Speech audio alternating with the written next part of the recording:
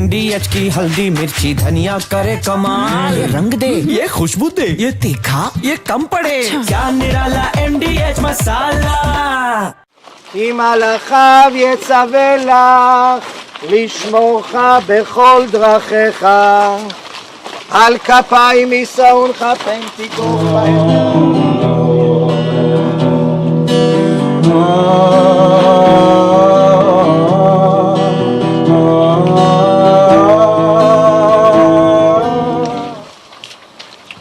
היום, כשסוף סוף החזירו אותך אלינו, גם היינו צריכים עוד קצת להיות במתח. ולך. בואו לפה, למעמד הזה. אחים, חברים, ואנשים שכל כך אהבת. די אוכתי וצחקת. כל כך אהבת לצחוק. תמיד היית מתייאש.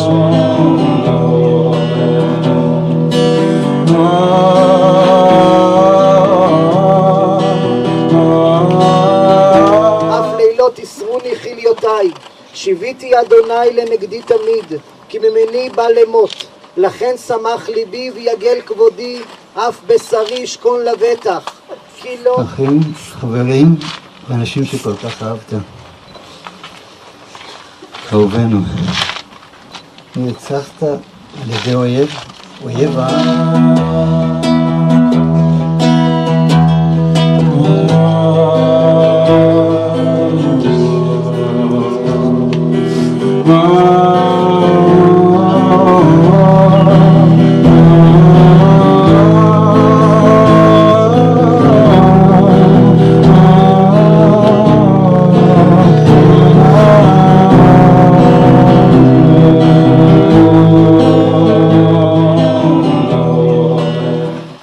לא בא לי להיפרד, אבל מגיע לנשמה הטובה שלך לנוח. אני מרגישה שחלק ממני חזר, עם צלקת וחוסר שלא ייעלם לעולם. יאיה, אתה היית. למעמד הזה, אחים, חברים, ואנשים שכל כך אהבת. אהובנו, נרצחת על ידי אויב העם בטבח נורא, בשמחת תורה, ביום חג, ביום של שירה וריקודים. סליחה שלא אמרתי את זה יותר פעמים בחיים, כי עכשיו כבר מאוחר. אתה עכשיו פה, באדמת הארץ שכל כך אהבת. אף אחד לא הכין אותי לפרידה הזאת. שמור עליי, עלינו. אוהבת אותך, אח שלי, באמת. עולה מצדך 1000 ורבבה מימינך, אליך לא ייגש, רק בעיניך תביט, ושילומת רשעים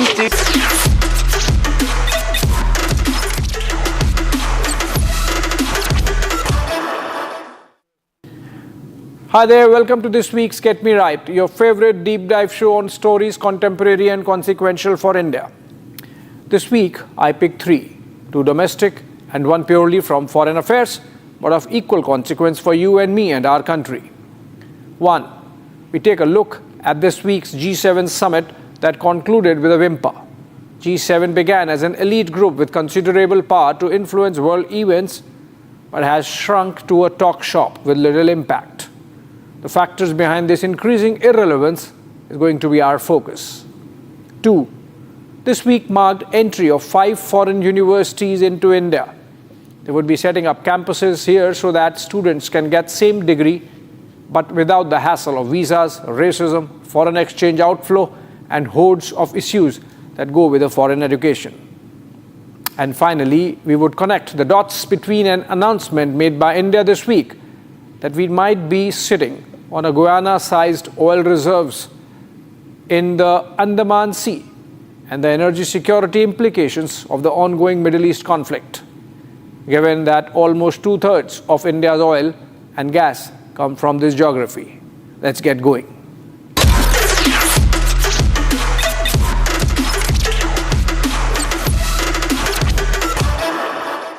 The G7 used to be the G8. Barack Obama and a person named Trudeau didn't want to have Russia in. And I would say that that was a mistake, because I think you wouldn't have a war right now if you had Russia in. And you wouldn't have a war right now if Trump were president 4 years ago. But it didn't work out that way. But it used to be the G8, and now it's, I guess, what's that, 8 years ago, it switched over. They threw Russia out, which I claimed was a very big mistake. Even though I wasn't in politics then, I was very loud about it. It was a mistake in that you spend so much time talking about Russia, and he's no longer at the table, so it makes life more complicated. But you wouldn't have had the war. Other than that, I think we're going to accomplish a lot, and I expect to. And I think our primary focus will be trade, and trade with Canada, and I'm sure we can work something out. This was Donald Trump, just being Donald Trump, trashing the Group of Seven, or G7, for having failed to prevent the war in Europe. Not only that, he put the entire onus on the grouping for chucking out Russia in 2014. Trump has a point. If you want to negotiate with somebody, you need that somebody on the table, which Putin of Russia, of course, is not. While it's a little more complicated than that, Trump got his facts wrong. For example, it was not Trudeau who was Canadian PM in 2014, it was Stephen Harper, and Russia was chucked out because it annexed the then Ukrainian territory of Crimea in breach of international law. But then we digress. The leaders of G7 are a bunch who believe or fancy their centrality to the rest of the world. They met this week in the alpine resort of Kanana Skis in Alberta, province of Canada, for 3 days to deliberate on the geopolitics and geoeconomics of the day. This time also, from the AI revolution to quantum computing, from forest wildfires to migrant smuggling, from the war in Europe to the one in the Middle East, they opined on everything under the sun, like they did a year before or the year before that, but no impact. G7 used to set the agenda and rest of us would follow. Not anymore. That Trump's soundbite is indicative of the failure. Before we understand why, a short history. G7 was formed in 1975 to respond to the first oil shock. The history is a little more complex and goes back to 1973 or earlier. But let's keep things simple here. In response to the 1973 Yom Kippur War, or the 6-day war by Israel on its neighbors, the oil-producing Arab states put an embargo disrupting global supplies. Parallelly, there was the Nixon shock, economic turbulence due to some policy decisions of the richer Nixon administration, not dissimilar from the Trump tantrums now, affecting global trade. Taken together, the world economy hit recession and went into a tailspin. World Bank and the IMF failed to tide over the crisis. It was a moment of reckoning for the first world. The 6 advanced economies of that time, USA, UK, West Germany, France, Italy, and Japan, met in France to tide over the crisis. They released a 15-point charter calling for free trade, multilateralism, rapprochement with the Soviet Russia-dominated Eastern Bloc, and a dialogue with the developing Third World. Since money is power, geoeconomic also became geopolitical. And so the G6 became an influential voice of the rich and the powerful with a dime to share. In 1976, they included Canada, making it G7. Russia was brought into the fold in 1998, more as an outreach to the Eastern Bloc than as an economy or democracy of consequence. This became G8. There were some visible efforts, giving money to build a shelter over the Chernobyl reactor, starting the debt restructuring program for the poorest 42 nations of the world in the 1990s. G8 also shepherded the formation of the G20 in 1999, effectively becoming the Global Economic Council. Criticism started building in. The group had a clear Eurocentrism, but for Japan, it was more an alliance of the transatlantic consensus between America and Europe. 90% of the population was excluded. While it sought to champion liberal democracy, the group by itself was distant from any democratic structure, more a clique of the rich. The 2008 global financial crisis unraveled the aura, when the G7 finance ministers concluded in exasperation that individual nation-states had to devise their own plans to deal with it. The group lost face, if not credibility. From the shadows emerged the G20, which is proving to be a more effective and democratic arrangement to oversee the world economic order. It has the heft of both population size and GDP. Against G7's 10% population, G20, or 21 now, including the African Union, has 85% of the world population covered. In terms of GDP, G21 accounts for 80% against G7's 45%. And while they lag in per capita terms on most parameters, the non-G7 member states of G21 taken together have almost equal heft in terms of economic weight. Once a symbol of strategic unity, it now presents a picture of internal dissent and discord. Look at these pictures. Giorgia Meloni's eye roll at French President Macron went viral.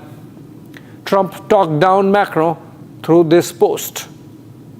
Then this wink of PM Mark Carney of Canada while seemingly mocking Trump.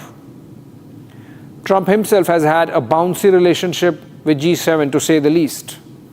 In his first term, he crashed out of the meeting after being called out for his tariffs that were against the free trade position of the grouping. This time, Trump again cut short his visit ostensibly to oversee America's involvement in the Israel-Iran war, even as the rest of the leaders were calling for restraint and de-escalation. The free trade agenda lies in tatters.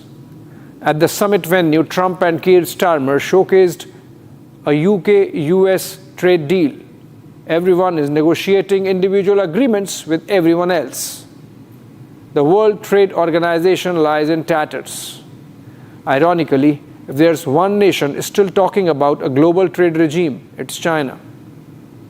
Though, of course, Beijing too is busy cutting deals. If 2008 crisis was the beginning of the unraveling by the COVID crisis in 2020, G7 had completely ceded control to G20 and even the Quad, both groupings in which India is a member. The fact that India has been invited to last 7 of G7 summits on the trot is indicative of our growing heft as an economy of consequence. More examples of G7 in crisis. In April last year, G7 decided to phase out coal as a source of energy by the 2030-2035 window. Same year, Germany returned back to coal, facing shortages due to the Nord Stream collapse. Earlier this year, at the Munich Security Conference, US Vice President J.D. Vance hectored and harangued Europe. The transatlantic consensus is broke, so is G7. Once a symbol of strategic unity, G7 now reflects deep internal contradictions on trade, tariffs, climate, energy, and security. The threat that I worry the most about vis-a-vis Europe is not Russia, it's not China, it's not any other external actor. And what I worry about is the threat from within, the retreat of Europe from some of its most fundamental values, values shared with the United States of America. Only on China, perhaps, there might be consensus still, but that too stops at diagnosing the malaise. It is a challenge we all have a crucial stake in, because all G7 countries are facing aggressive trade practices from non-market economies, from industrial overcapacity to weaponizing economic dependencies. These practices must be addressed. And because they affect all of us, we must respond together and bring an end to the era of globalism without guardrails. So, we must diversify and strengthen our supply chains and raw materials. To this end, we will discuss closer cooperation on critical minerals among trusted partners.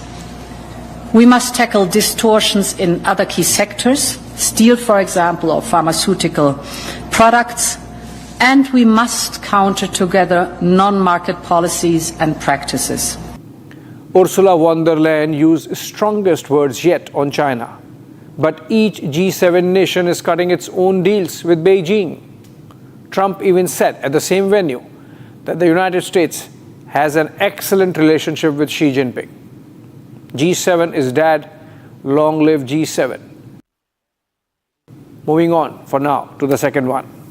You don't know that I'm going to even do it. You don't know. I may do it. I may not do it. I mean, nobody knows what I'm going to do. You don't know that I'm going to even do it. You don't know. I may do it. I may not do it. I mean, nobody knows what I'm going to do. This 5 seconds of Trump's soundbite last week on his vacillation about whether he would order an American military strike against Iran had the impact of a mild tremor across world's energy markets. Oil prices zoomed and India's basket price shot up to $76 to a barrel. Just for comparison, this was $64 last month. That's an upward move of $12 or roughly 20% in just 1 month. The impact of Israel's war on Iran is already visible on India's energy security. While it is still not a supply-side crisis, only a price shock, things could change if Trump decides in the affirmative on joining forces on the side of Israel. A fear being talked about is the disruption of supplies through the Strait of Hormuz. Seen in the pictures here, it lies between Oman and Iran and links the Persian Gulf in the north to the Gulf of Oman to the south and the Arabian Sea beyond. At its narrowest point, it is 33 kilometers wide, with the shipping sea lane further constricted to just 3 kilometers. About 1/5 of the total oil consumed in the world passes through this narrow stretch of water. That's roughly 20 million barrels of crude every day. Saudi Arabia, United Arab Emirates, Iran, Iraq, and Kuwait use the strait for their oil, mainly to Asia. Almost 100% of the Qatari gas, LNG, flows through Hormuz. In our case, of our total imports, which are 90% of all our energy needs anyway, roughly half come via this strait. Just to give an idea of what a blockade of this waterway can mean, it has happened only once in history, was done collectively by the Arab states in 1973 to punish the Western backers of Israel in response to the Yom Kippur War. The blockade resulted in the first oil shock that sent the global economy into recession. Things have changed since then. For one, Iran threatens often but has never acted on them insofar as blockading Hormuz is concerned. Two, from being world's biggest importer of oil, the United States of America has transformed into one of the top exporters now. Drill, baby, drill was one of the campaign slogans of Trump this term. As a consequence, 85% of the crude passing the Strait of Hormuz was meant for Asian markets, with India, China, Japan, and South Korea accounting for 2/3 of that. The geography is volatile, and there have been episodes of disruptions. In 2012, for example, Iran threatened to block the strait after US and Europe imposed tough sanctions. In 2019, 4 vessels, including 2 Saudi tankers, were attacked off the UAE coast. Jamming of signals during ongoing conflict is leading to delays and disruptions. The global energy markets are closely watching the developments around the world's most crucial choke point on oil and gas. If direct entry of USA makes Iran face an existential threat, then it might order a blockade after all. It is in this backdrop that the news went below the headlines threshold but has great positive consequences for India's overall energy security. Petroleum Minister Hardeep Puri made a big announcement claiming India had hit a jackpot of black gold in the Andaman Sea off the eastern seaboard. Listen to him first. Potential that we have in terms of known reserves is quite high. We have something like 42 billion oil and gas, 42 billion tons of oil and gas equivalent. We have the potential of several Guyanas in the Andaman Ocean. And I also said that we are looking at the possibility, thanks to this additional exploration and production, of finding a Guyana. Couple of points. This is not immediate. This is prospective discovery of potential reserves which might translate into actual oil on tap in a decade or more. The minister mentioned Guyana as a story we might end up following.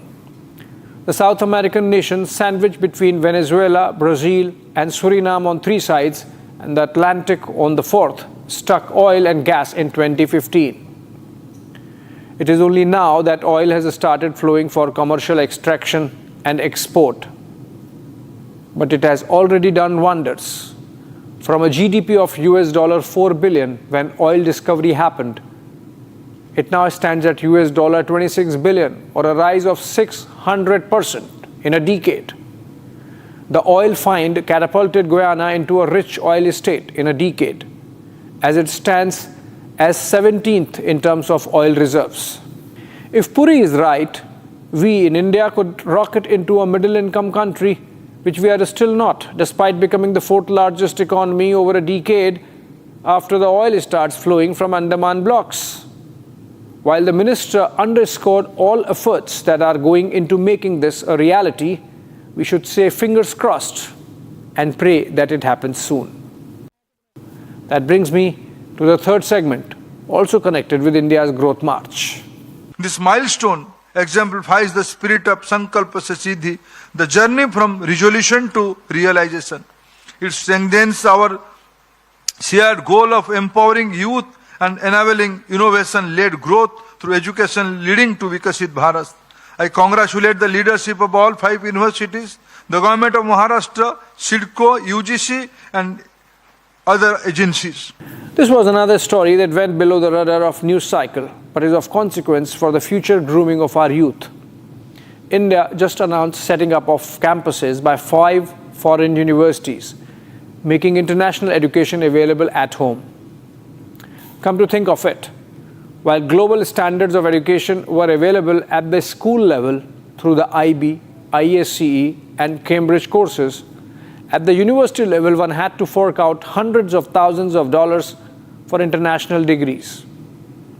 A simple tweak in the national education policy of 2020 made it possible to get a foreign degree right here in India.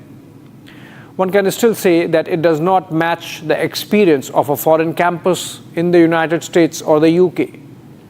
But for millions who could not afford or access such an education, minus the international campus, also this should be a good deal.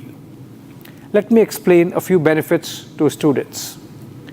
You get a foreign university degree with a curricula at par with what the same universities are offering in their home countries. You get it at a much lesser price point. You are not going to feel homesick. There are no visa issues, no racism to handle. These universities hopefully would bring in foreign faculty so the overall standards would improve. From the point of view of parents, they can see their ward get a world-class experience with home advantage. I see 2 more very distinct advantages. One, to our education system. With the infusion of pedagogy and curricula of these global universities, the overall ecosystem of education in India would likely become more competitive. One can expect salaries of our own teachers to increase to match those of the foreign faculty. 2, and a very important one, we would be saving forex reserves to the tune of anything between $70 to 80 billion annually. Here's the math. India has over 1.8 million or 18 lakh students pursuing higher education abroad. About half of them are concentrated in 5 countries: the United States, Canada, Australia, United Kingdom and Germany. In the USA, average tuition fee for a science course is upwards of $32,000 per annum. Add to it living expenses that include housing, transport, food, etc. That should be about $30,000 per annum. With miscellaneous expenses on books, periodicals, insurance and recreation, that should be upwards of $70,000 for studying in the United States. The numbers could vary in other countries as seen in the graphics. Still, calculating conservatively, India pays not less than $70 to 80 billion per annum from its foreign exchange reserves for these 1.8 million students to get a foreign degree. For sure, not all of it, but a good sum can be saved if foreign universities set up campuses across India. The picture is improving fast and yet is not flattering. In the World University Rankings released this week, with our best performance in over a decade, we have 54 of our higher education institutions in the list of World Top 1500. While this is a big jump from just 11 in the year 2014, when India joined this ranking system, it is still a long way to go. None of India's 54 are in top 100 this year. China has 5, while the United States has 32 of its universities in the top 100.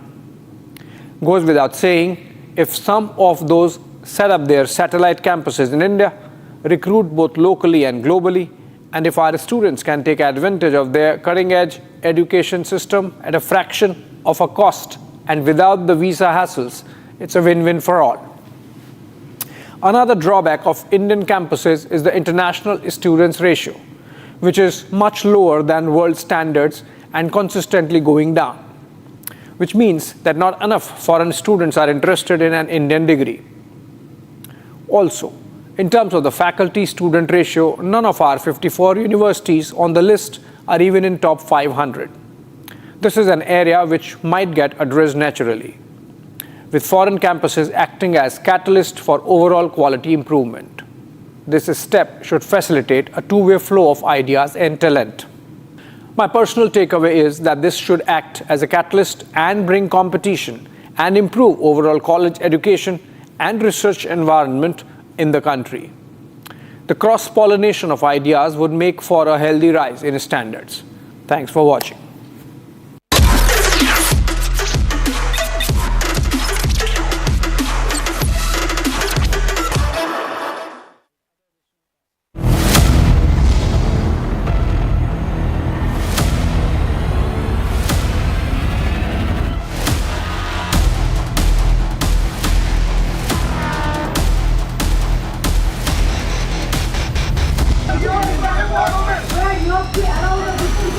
You kill a